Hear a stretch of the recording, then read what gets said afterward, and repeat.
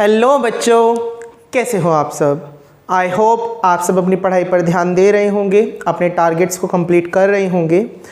अब मैं लेकर आ चुका हूँ नेक्स्ट टॉपिक हमारी इस series metal and non metal का, chemical properties of metal and non metal. ये वीडियो थोड़ा सा लंबा होने वाला है, क्यों? क्योंकि केमिकल प्रॉपर्टी हमें यहाँ मेटल्स की भी पढ़नी है और नॉन मेटल्स की भी पढ़नी है। लास्टली हम लोगों ने फिजिकल प्रॉपर्टी पढ़ी थी मेटल एंड नॉन मेटल की, अब हम पढ़ने वाले हैं केमिकल प्रॉपर्टी। तो आइए शुरू करते हैं। फर्स्ट केमिकल प्रॉपर्टी की बात करें, reaction of metal with oxygen. देखिए यहाँ पर हम क्या पढ़ने वाले हैं कि मेटल ऑक्सीजन से कैसे रिएक्ट करता है। हमने मेटल्स को समझा था, मेटल्स कौन है? जिसके पास एक्स्ट्रा इलेक्ट्रॉन है। एक्स्ट्रा इलेक्ट्रॉन होने का मीन्स क्या है कि अभी मेटल अनस्टेबल है। आप सबको पता है कि हर एक एलिमेंट कंपाउंड क्यों फॉर्म करता है? सिर्फ और सिर्फ स्टेबिलिटी अचीव करने के लिए। हर एक कंपाउंड बना ही इसलिए है ताकि एलिमेंट अपने आप को स्टेबल कर सके। तो अपने आप को स्टेबल करने के लिए हर एक एलिमेंट रिएक्शन करता है। रिएक्शन अब मेटल की किसके साथ होने वाली है? ऑक्सीजन के साथ। देखिए मेटल के पास एक्स्ट्रा इलेक्ट्रॉन है, वो एक्स्ट्रा इलेक्ट्रॉन निकलेगा, ऑक्सीजन उस इलेक्ट्रॉन को ले लेगा और बॉन्ड बन जाएगा। मेटल के अंदर से इलेक्ट्रॉन निकालने के लिए जो एनर्जी की ज़रूरत होती है, उस एनर्जी को बेसिकली केमिस्ट्री में आयनाइजेशन एनर्जी बोलते हैं। मीन्स मेटल के अंदर से, मेटल के पास में एक्स्ट्रा इलेक्ट्रॉन है, हम लोगों ने शेल्स पढ़े थे। मान लीजिए ये एक्स्ट्रा इलेक्ट्रॉन है, अब इस एक्स्ट्रा इलेक्ट्रॉन को अगर रिमूव करवाने उसके शेल से तो हमें एनर्जी लगानी पड़ेगी।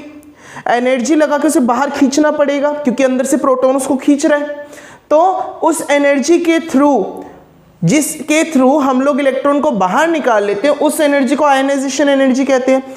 और मेटल के पास ये एनर्जी बहुत लो होती है। क्यों? क्योंकि मेटल तो चाहते ही है उसका इलेक्ट्रॉन कोई ले जाए। नॉन मेटल के अंदर ये एनर्जी बहुत ज़्यादा हाई होती है। क्यों? क्योंकि नॉन मेटल के पास पहले ही कम है, वो किसी और को इलेक्ट्रॉन दे ही नहीं सकता। तो मेटल के पास ये एनर्जी बहुत ज़्यादा लो है क्योंकि वो इजीली इलेक्ट्रॉन लूज करके खुद को स्टेबल करना चाहता है। तो जब मेटल ऑक्सीजन के साथ में बॉन्डिंग करता है तब बेसिकली वो मेटल ऑक्साइड बनाता है। हम सब ने चैप्टर 1 में भी मैग्नीशियम रिबन वाला केस पढ़ा, जहां मैग्नीशियम ऑक्साइड बना। आयरन वाला केस पढ़ा, जहां आयरन ऑक्साइड बना। एल्यूमिनियम पढ़ा, एल्यूमिनियम ऑक्साइड बना। तो मेटल जब भी ऑक्सीजन के साथ में रिएक्ट करता है तो वो हमेशा ऑक्साइड्स फॉर्म करता है, जिन्हें मेटल ऑक्साइड्स कहा जाता है।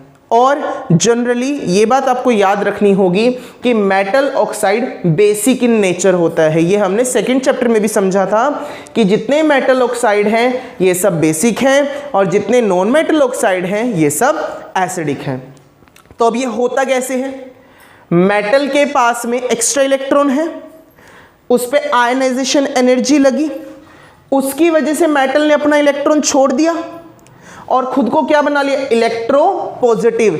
जब एनर्जी दे करके इलेक्ट्रॉन बाहर निकलवा दिया जाता है और पॉजिटिव चार्ज आ जाता है, उसे इलेक्ट्रो पॉजिटिव कहते हैं। इलेक्ट्रॉन देने वाले को इलेक्ट्रो पॉजिटिव एटम कहा जाता है।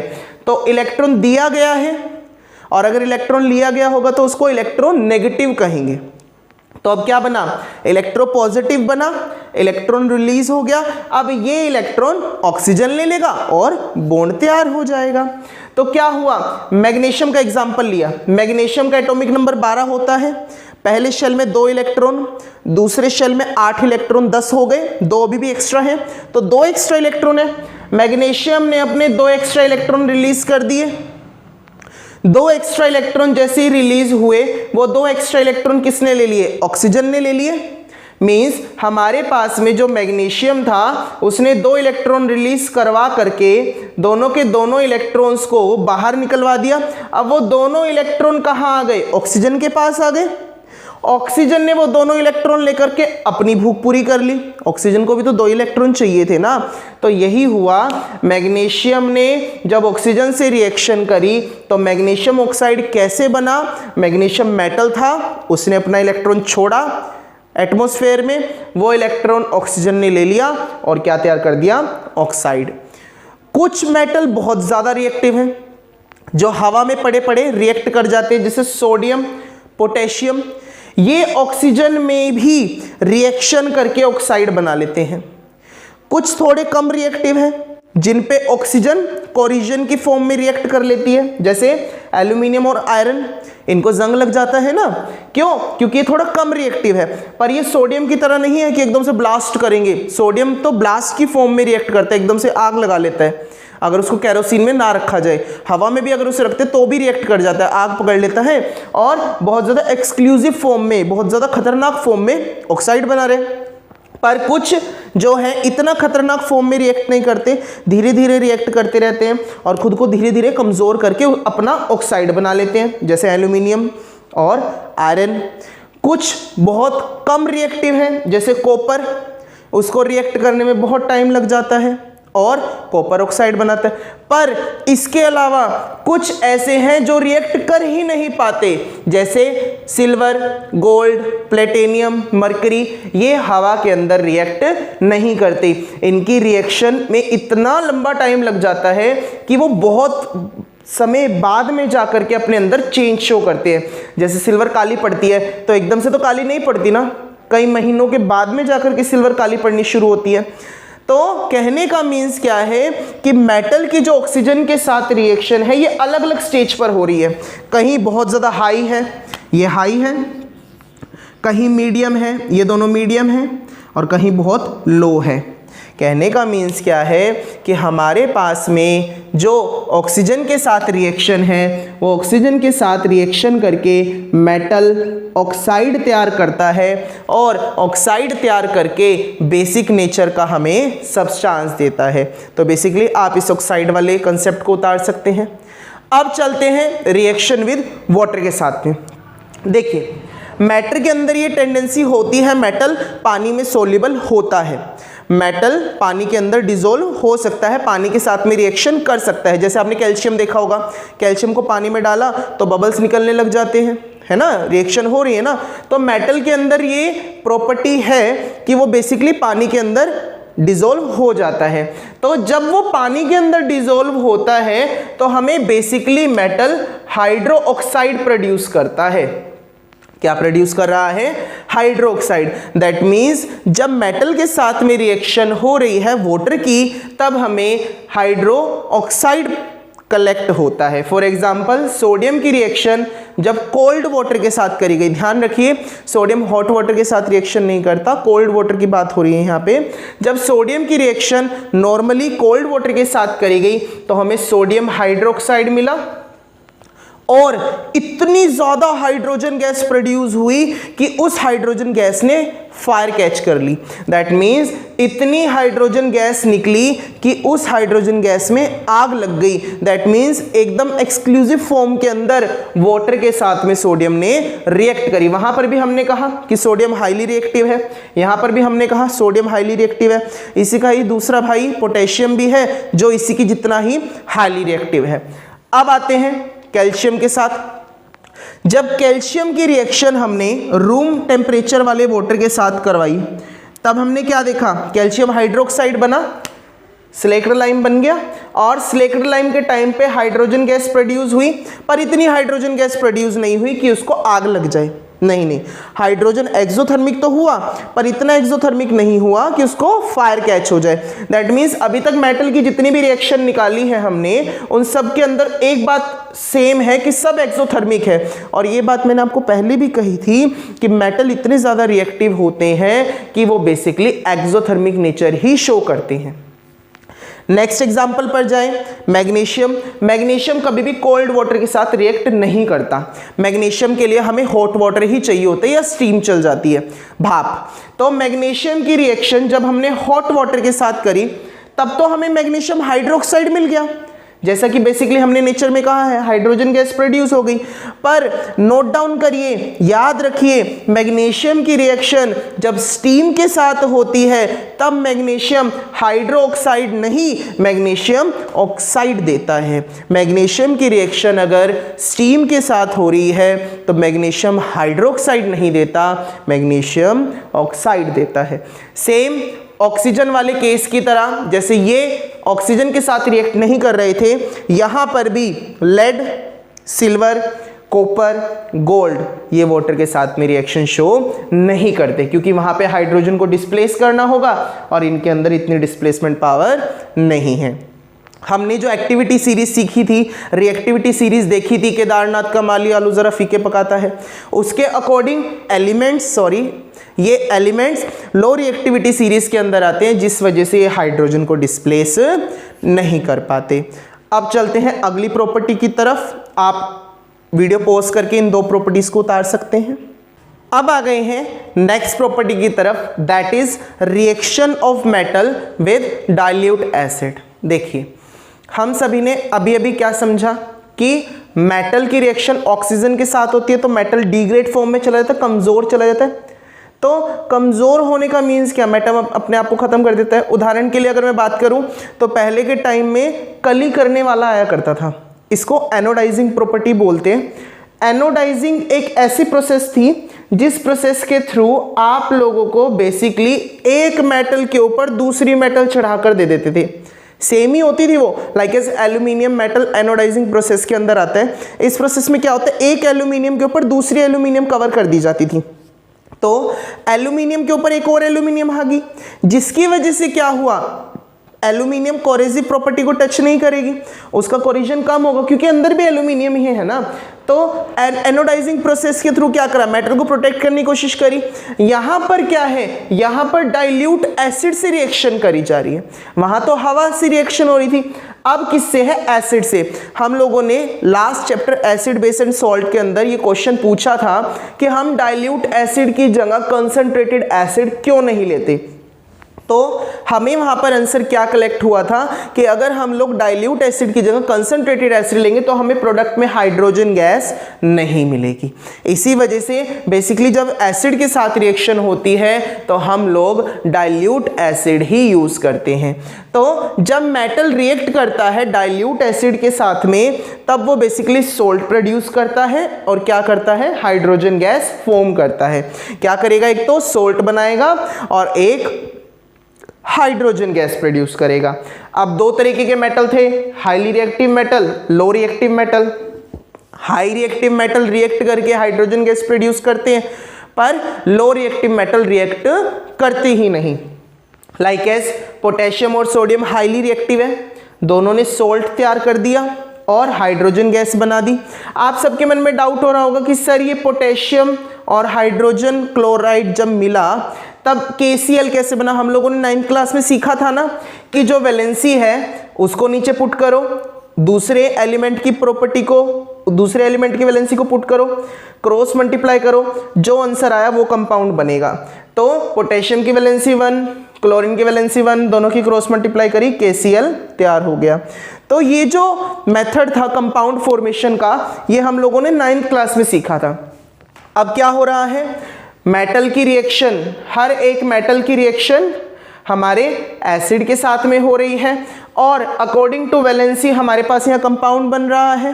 तो सोडियम की वैलेंसी 1 होती है तो NaCl बना, कैल्शियम की वैलेंसी 2 है, कैल्शियम की वैलेंसी 2 है, कैल्शियम के एक्स्ट्रा इलेक्ट्रॉन 2 है, तो जब Cl के साथ में बॉन्ड बना तो क्रॉस मल्टीप्लाई करो कि CaCl2।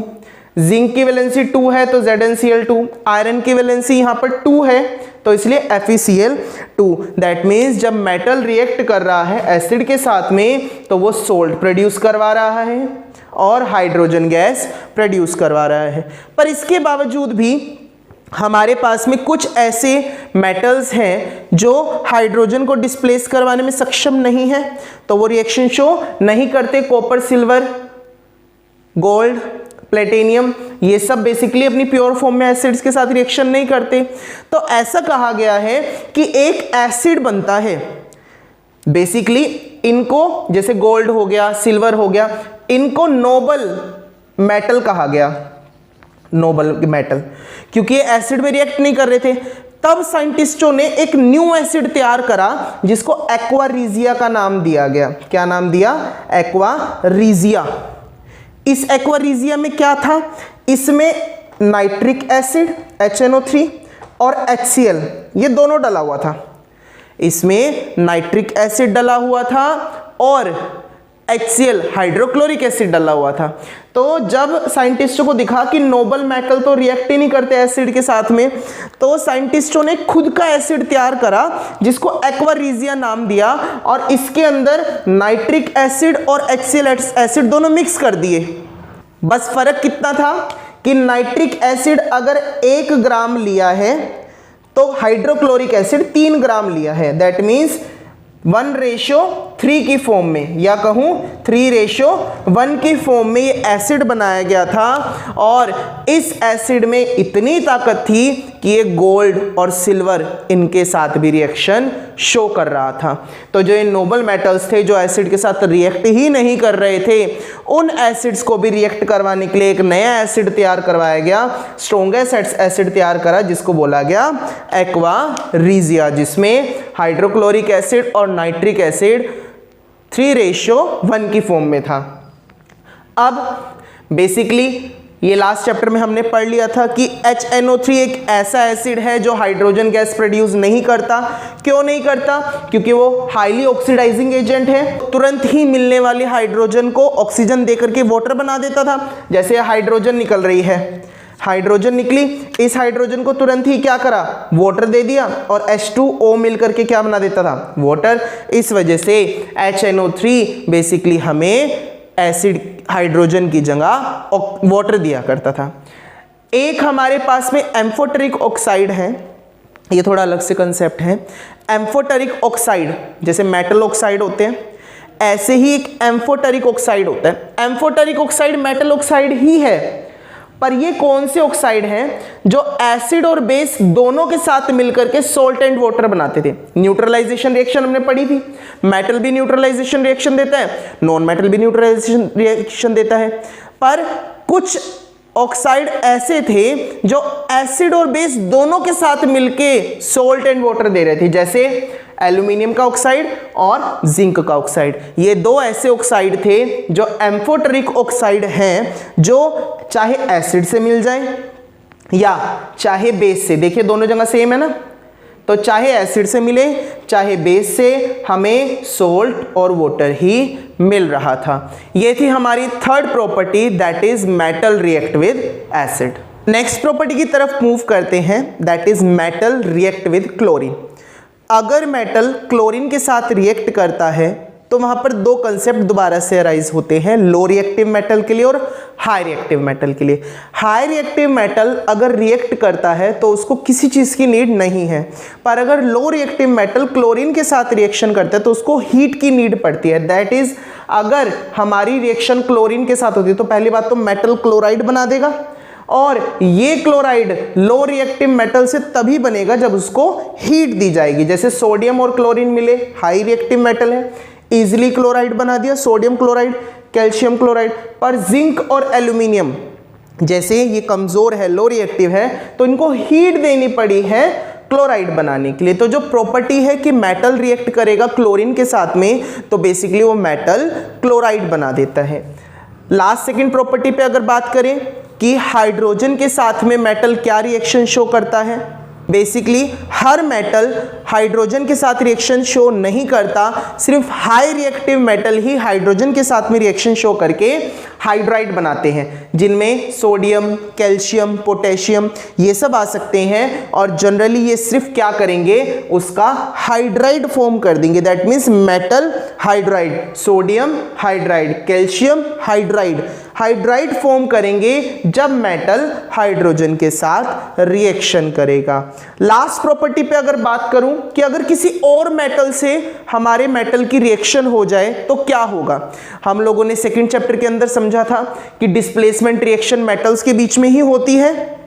तो जब ये मेटल दूसरे मेटल के साथ रिएक्शन शो करेगा तब वहां पर डिस्प्लेसमेंट रिएक्शन शो करेगी, जिसके थ्रू हमें रिएक्टिविटी सीरीज को ध्यान रखना होगा, जो हम ऑलरेडी सेकंड चैप्टर में कवर कर चुके हैं। ऑलरेडी हमने वहां पर ये समझ लिया है कि reactivity series, already first chapter में हम लोगों ने डिस्प्लेसमेंट रिएक्शन के अंदर ये समझ लिया है कि जिसकी रिएक्टिविटी पावर ज्यादा होगी वो जल्दी डिस्प्लेस कर देगा, जिसकी रिएक्टिविटी पावर कम होगी वो डिस्प्लेस नहीं कर पाएगा। तो अगर एक मेटल दूसरे मेटल के साथ रिएक्शन शो कर रहा है तो वहां पर रिएक्टिविटी सीरीज का ध्यान रखा जाता है, और रिएक्टिविटी सीरीज के अंदर देखकर ही पता लगाया जाता है कि आपका मेटल डिस्प्लेसमेंट रिएक्शन शो करेगा या नहीं करेगा।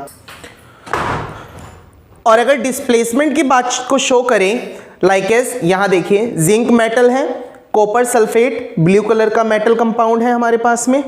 अब जिंक की जो पावर है वो कॉपर से ज्यादा है according to activity series. Kedarnath का माली आलू जरा 6 नंबर पे आता है, Zn 6 नंबर पे आता है, फीके पकाता है, H के बाद में कॉपर 10th नंबर पे कॉपर आ रहा है। तो कॉपर कमजोर है, जिंक स्ट्रॉन्ग है, जिंक ने डिस्प्लेस कर दिया और कलरलेस सोल्यूशन हो गया। बोर्ड में ऐसे ही पूछा जाता है, फॉर एग्जांपल बोर्ड में क्वेश्चन पूछा गया था कि आयरन की कील को हम लोगों ने कॉपर सल्फेट में डाल के रखा, ब्लू कलर का कॉपर सल्फेट ग्रीन कलर का हो गया, कैसे? वहां पे डिस्प्लेसमेंट रिएक्शन शो हुई है, सिंपल। बोर्ड में ये क्वेश्चन बड़ा पूछा जाता है कि आयरन नेल ग्रीन कैसे हो गई, क्योंकि आयरन ने कॉपर सल्फेट के साथ डिस्प्लेसमेंट शो करके आयरन सल्फेट बनाया। और आप लोगों ने बेसिकली फर्स्ट चैप्टर में पढ़ा हुआ है कि आयरन सल्फेट के जो क्रिस्टल का कलर होता है वो कैसा होता है, ग्रीन। मींस अगर डिस्प्लेसमेंट की बात करें और दूसरे मेटल के साथ रिएक्शन की बात करें तो मेटल डिस्प्लेसमेंट रिएक्शन शो करवाता है, और डिस्प्लेसमेंट रिएक्शन शो करते टाइम बेसिकली रिएक्टिविटी सीरीज का ध्यान रखा जाता है। क्या थी? केदारनाथ का माली आलू जरा फीके पकाता है। ऊपर से नीचे पावर घटती जा रही है, तो डिस्प्लेस करने के लिए जितना हाई रिएक्टिव एलिमेंट होगा उतना ज़्यादा अच्छा रहेगा। इसीलिए हम लोग हाई रिएक्टिव में बार बार पोटेशियम, सोडियम और कैल्शियम को ले रहे हैं। ये लो रिएक्टिव है, मिडल रिएक्टिव है, और लास्ट में ये लो रिएक्टिव है। ये लो रिएक्टिव है, ये मिडल रिएक्टिव है, और ये हाई रिएक्टिव है। तो ये थी हमारे पास मेटल की केमिकल प्रॉपर्टीज, जो क्या दिखा रही है कि मेटल ऑक्सीजन से रिएक्ट करेगा तो ऑक्साइड बनाएगा, वाटर से रिएक्ट करेगा तो हाइड्रोक्साइड बनाएगा, क्लोरीन से रिएक्ट करेगा तो क्लोराइड बनाएगा, मेटल से रिएक्ट करेगा तो डिस्प्लेसमेंट शो करेगा, हाइड्रोजन से रिएक्ट करेगा तो हाइड्राइड बनाएगा, और एसिड से रिएक्ट करेगा तो सोल्ट एंड हाइड्रोजन प्रोड्यूस करेगा। तो ये हमारे पास में मेटल्स की प्रॉपर्टी थी। अब चलते हैं नॉन मेटल्स की प्रॉपर्टी की तरफ। यहाँ पर हमने मेटल की केमिकल प्रॉपर्टीज को पढ़ा और क्या कहा कि मेटल के पास एक्स्ट्रा इलेक्ट्रॉन है, और उन इलेक्ट्रॉन को निकालने के लिए, रिमूव करवाने के लिए जिस एनर्जी की नीड पड़ती है उसको आयनाइजेशन एंथैल्पी कहते हैं। सेम ऐसे ही नॉन मेटल के पास कम इलेक्ट्रॉन होते हैं, तो जब नॉन मेटल अपना बॉन्ड तैयार करता है तब नॉन मेटल को इलेक्ट्रॉन्स की नीड होती है। तो इलेक्ट्रॉन को गेन करने के लिए, जैसे वहां लूज करने के लिए आयनाइजेशन एंथैल्पी थी, सेम ऐसे ही यहां इलेक्ट्रॉन को गेन करने के लिए आयनाइजेशन गेन एंथैल्पी लगती है। जैसे वहां पर जब इलेक्ट्रॉन लूज हुआ था तो इलेक्ट्रॉन पॉजिटिव बना था, सेम ऐसे ही यहां पर जब इलेक्ट्रॉन गेन होगा तो इलेक्ट्रॉन नेगेटिव बनेगा। तो अब अगर मैं रिएक्शन की पहली प्रॉपर्टी की बात करूं, that non metal react with oxygen gas. Non metal oxygen gas से रिएक्ट करके ऑक्साइड बना रहा है, पर यहां पर ऑक्साइड कैसे बन रहा है? यहां पर एक्स्ट्रा इलेक्ट्रॉन तो है ही नहीं। मेटल के केस में क्या देखा था हमने? मेटल के केस में इलेक्ट्रॉन को लूज करवाया था, पर यहां पर तो एक्स्ट्रा इलेक्ट्रॉन है ही नहीं। दैट इसका मतलब यहां पर इलेक्ट्रॉन जो है वो शेयर होंगे। यहां पर कंपाउंड में इलेक्ट्रॉन लूज या गेन करके नहीं बनेंगे, यहां पे इलेक्ट्रॉन शेयर होंगे, और जब शेयर करके इलेक्ट्रॉन से बॉन्ड बनता है उसको कोवेलेंट बॉन्ड कहते हैं, और उससे जो कंपाउंड बनता है उसको कोवेलेंट कंपाउंड कहते हैं। मान लीजिए फॉर एग्जांपल हमने दो करैक्टर लिए, एक जतिन लिया और एक अंशिता ली, और अंशिता के पास में 11 रुपए थे, जतिन के पास में 9 रुपए थे, और मैंने क्या कहा कि क्लास में कंडीशन है कोई भी बच्चा 10 रुपए से ज़्यादा लेकर के नहीं आ सकता। क्या कह दिया मैंने कि 10 रुपए से ज़्यादा पैसे लेकर के कोई भी बच्चा नहीं आ सकता। तो अंशिता ने क्या करा, अपना जो 11वां रुपया था वो जतिन को दे दिया क्योंकि जतिन के पास 9 थे। तो अंशिता ने जो 1 रुपया जतिन को दिया, उससे जतिन और अंशिता में फ्रेंडशिप होनी चाहिए। क्यों? क्योंकि उसने उसकी हेल्प करी, एक बॉन्ड तैयार हो गया। इस बॉन्ड को तो आयनिक बॉन्ड कहेंगे, मतलब जब शेयरिंग की जगह गेनिंग और लूजिंग हो रहा है। अंशिता से 1 रुपया लूज हुआ और जतिन ने उस 1 रुपये को गेन कर लिया, दोनों से मिलकर के कंपाउंड तैयार हो गया, दोनों में फ्रेंडशिप हो गई। सेम ऐसे ही अब क्या कंडीशन हो गई? अब ये कंडीशन हो गई कि दो बच्चे 10-10 रुपीज़ लेकर रखेंगे, मतलब 2 बच्चों के पास 10 रुपीज़ होने चाहिए। तो अब ये दोनों क्या करेंगे? शेयर कर लेंगे, मिल करके 10 रुपीज़ दिखा देंगे, 5 इसके 5 इसके। तो जब शेयरिंग करके बॉन्ड तैयार होता है उस बॉन्ड को कोवेलेंट बॉन्ड कहते हैं। जब लूज और गेन करके बॉन्ड होता है उसको आयनिक बॉन्ड कहते हैं। तो जो पहले मेटल्स में हमने पढ़ा वो आयनिक करैक्टर पढ़ रहे थे, पर जब हम नॉन मेटल में आ गए हैं उसमें क्या पढ़ रहे हैं? शेयरिंग करैक्टर, उसमें क्या पढ़ रहे हैं? Covalent compound. मेटल वाले केस में इलेक्ट्रॉन पॉजिटिव बने थे और यहां पर इलेक्ट्रॉन नेगेटिव बने थे। मेटल के केस में आयनाइजेशन एंथैल्पी थी और नॉन मेटल के केस में आयनाइजेशन गेन एंथैल्पी थी। तो फर्स्ट प्रॉपर्टी में ध्यान दें कि जब नॉन मेटल ऑक्सीजन से रिएक्ट करता है तो वहां पर मेटल के केस में बेसिक ऑक्साइड बना था, पर यहां पर एसिडिक या न्यूट्रल ऑक्साइड बनते हैं। जैसे कार्बन की जब अनलिमिटेड ऑक्सीजन के साथ रिएक्शन करवाई तो कार्बन डाइऑक्साइड बनी जो कि एक एसिडिक ऑक्साइड है। अब जब उसकी रिएक्शन हाइड्रोजन गैस से करवा दी तो डायरेक्ट हमें क्या मिल गया? Carbonic acid. अब सेम इसी केस को मैंने लिमिटेड केस में करा। ये एक्सेस में थी ऑक्सीजन, ऑक्सीजन जब एक्सेस में यूज हुई, यहां पर ऑक्सीजन कैसी है? एक्सेस में, भरपूर मात्रा में है। पर अब मैंने क्या करा? इसको लिमिटेड कर दिया। कार्बन वही है, ऑक्सीजन वही है, पर अब ऑक्सीजन कैसे कर दी? लिमिटेड। लिमिटेड ऑक्सीजन होने की वजह से अब कार्बन डाइऑक्साइड नहीं बना, क्या बना? Carbon monoxide. सिंगल ऑक्सीजन को मोनोऑक्साइड कहते हैं। तो क्या बना? Carbon monoxide. तो ये क्या है? ये न्यूट्रल है। वो क्या था? एसिडिक। आप देख सकते हैं कंपोनेंट सेम है, बस लिमिट का फर्क हो गया। एक कंपाउंड एसिडिक आया और एक न्यूट्रल। अब अगर आगे बढ़े और एग्जांपल्स देखें तो हाइड्रोजन की रिएक्शन ऑक्सीजन से करवाई, ये इलेक्ट्रोलाइसिस में भी आपने पढ़ा था। जब वाटर को आपने तोड़ा था करंट दे करके, ये वही रिएक्शन रिवर्स करके दिखा दी है। हाइड्रोजन ऑक्सीजन मिला दिए और करंट दिया है, स्पार्क दिए, चिंगारियां दी है करंट की, और क्या तैयार कर दिया? वाटर। वाटर कैसा होता है? न्यूट्रल होता है।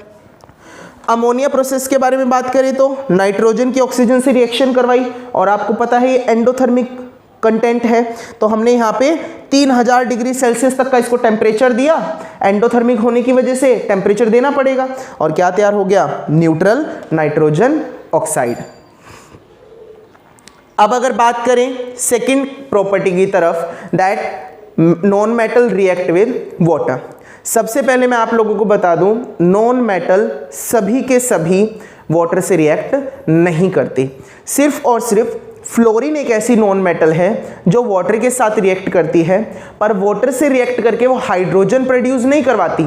मेटल के केस में क्या था? हाइड्रोजन प्रोड्यूस हुई थी ना, पर नॉन मेटल के केस में ऑक्सीजन प्रोड्यूस होती है या ओजोन प्रोड्यूस होती है। आप देख सकते हैं मैंने फ्लोरीन लिया और फ्लोरीन की रिएक्शन वाटर के साथ करवाई, हाइड्रोजन फ्लोराइड बन गया। पर जब ये लिमिटेड वाटर के साथ हुआ, जब ये एक्सेस वाटर के साथ हुआ तब तो हमारे पास ऑक्सीजन गैस आई, पर जब इसको मैंने लिमिटेड कर दिया, यहाँ क्या है? यहाँ लिमिटेड है। जब लिमिटेड वाटर के साथ करा तब मेरे पास क्या तैयार हुई? ओजोन। दैट मीन्स कि जैसे मेटल के केस में हम लोगों ने वाटर के साथ जब मेटल को रिएक्ट करवाया था तो हाइड्रोक्साइड और हाइड्रोजन गैस बनी थी, पर नॉन मेटल के केस में सिर्फ फ्लोरीन ऐसा है जो रिएक्ट करता है वाटर के साथ में और oxygen and ozone gas produce करता है। ये दो प्रॉपर्टी हो गई। थर्ड प्रॉपर्टी पे ध्यान दें, रिएक्शन विद एसिड। जब मेटल की रिएक्शन हमने एसिड के साथ करी थी तब salt and hydrogen gas produce हुई थी, पर नॉन मेटल एसिड के साथ रिएक्शन नहीं करते, बिकॉज नॉन मेटल के अंदर इतनी ताकत होती ही नहीं है कि वो हाइड्रोजन को डिस्प्लेस करवा सके और सोल्ट तैयार कर सके। इस वजह से नॉन मेटल्स जो है एसिड से रिएक्शन शो नहीं करते। नेक्स्ट आते हैं रिएक्शन विद क्लोरीन। मेटल में भी जब क्लोरीन करा था तब क्लोराइड बना था, मेटल क्लोराइड। सेम ऐसे ही जब नॉन मेटल की रिएक्शन क्लोरीन के साथ होती है तब भी क्लोराइड बनता है। जैसे हाइड्रोजन की रिएक्शन क्लोरीन से करी, हाइड्रोजन क्लोराइड तैयार हो गया। दैट मीन्स टू से कि नॉन मेटल मेटल की ही तरह क्लोरीन से रिएक्शन करके क्लोराइड फॉर्म करता है। लास्ट रिएक्शन की तरफ अगर मूव करें, लास्ट प्रॉपर्टी की तरफ अगर मूव करें, that is reaction with salt. Basically वहां पर जब हम लास्ट प्रॉपर्टी पढ़ रहे थे मेटल के केस में, तब हमने ये बात पढ़ी थी कि मेटल दूसरे मेटल्स के साथ में कैसे रिएक्शन शो करता है। मेटल जब दूसरे मेटल्स के साथ में रिएक्शन शो करता है तब डिस्प्लेसमेंट रिएक्शन शो करता है। हैलोजेंस के केस में क्लोरीन सबसे ज़्यादा रिएक्टिव है, ब्रोमीन, फ्लोरीन, आयोडीन। तो उस केस के अकॉर्डिंग सबसे ज़्यादा स्ट्रॉन्ग कौन हो गया? क्लोरीन हो गया। जब क्लोरीन की रिएक्शन, यहाँ ब्रोमीन आएगा, यहाँ फ्लोरीन आएगा, तो उस केस के अकॉर्डिंग जो क्लोरीन है वो इन्हें डिस्प्लेस करवा सकता है। तो आप देख पा रहे हैं जब नॉन मेटल सोल्ट से रिएक्शन कर रहा है तो यहाँ पर वो डिस्प्लेसमेंट रिएक्शन शो कर रहा है। सोडियम ब्रोमाइड की रिएक्शन क्लोरीन से हुई तो सोडियम क्लोराइड बना, ब्रोमीन गैस निकल गई। पोटेशियम आयोडाइड की रिएक्शन जब क्लोरीन से हुई तो पोटेशियम क्लोराइड बना और आयोडीन रिलीज हो गया। तो ये थी हमारी chemical properties of metal and non metal. I hope आपको सारी प्रॉपर्टीज अच्छे से कंसेप्चुअली समझ में आ गई होगी। आप अगर दोनों को कोरिलेट करके चलेंगे तो आपको ज़्यादा समझ में आएगा।